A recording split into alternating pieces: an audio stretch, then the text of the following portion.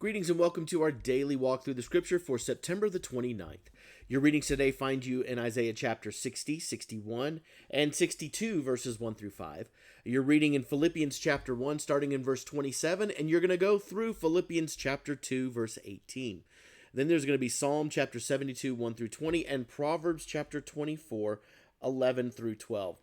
Now, we look at the humility conversation that Paul talks about in Philippians chapter 2, and we look at it and we go, yeah, this is good. We can be humble, do nothing out of selfish ambition. In humility, count yourselves better than others. And we look at that and we think, okay, really I can act like I, think of people better than me, but am I really thinking this? And that's a good, fair, and difficult question. And even for the people that were reading this would have been a difficult thing, because remember, as we talked about in our introduction yesterday, these people were used to a hierarchical community. They were used to people, because these were soldiers, of being people that earned higher rank and earned a higher place and earned greater respect. And basically what Paul is telling them here is, hey, even if you were a praetor in the Roman legions, praetor should still be considered the same as just a regular Roman centurion or just a regular Roman foot soldier. You need to consider them better. That would have been a difficult thing for people to swallow, because we are supposed to look at others, and in our society, even today, Western influence from the Roman culture, we look at people and we go, you know what? I've earned this. We even use the statement a lot of times, I don't give people respect until they've earned it. But that's not what Paul says here. Paul says that we're to treat them better than ourselves, even when they haven't earned it. And in some ways, especially when they haven't earned it. That's a really tough pill to swallow.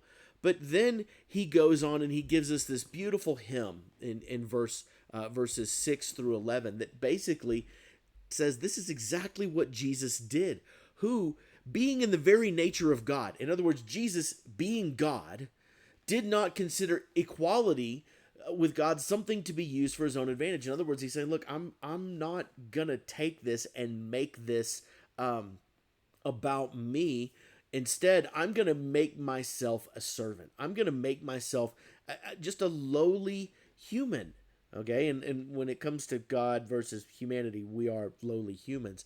And he humbled himself and became obedient to death, even death on a cross. This is the roadmap for us as well, because it says, therefore God exalted him to the highest place and gave him the name that is above every other name, that every knee should bow and tongue confess that Jesus is Lord.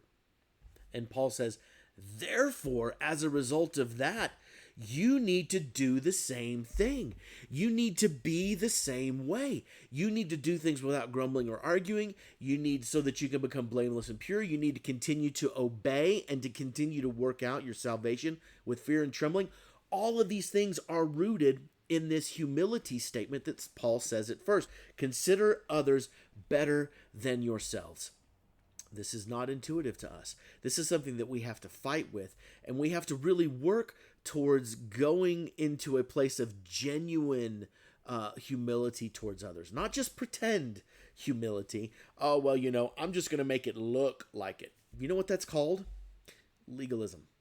When you are carrying things out because you're wanting to show people the appearance of it, you're looking to show people that you check a box of this. Look at how humble I am. Check. Look at how I show people how humble I am. Check. That is not the heart of Christ. That is not what this hymn talked about. I mean, Jesus chose to willfully humble himself out of love and devotion to the reconciliation process. We need to be doing the same thing to others. Love and devotion, and choosing to consider others better than ourselves. This is a tough word, but this is a good word, and it's well worth it, because there is a reward that comes as a result of it. Paul talks about gladly pouring himself out to fulfill this purpose.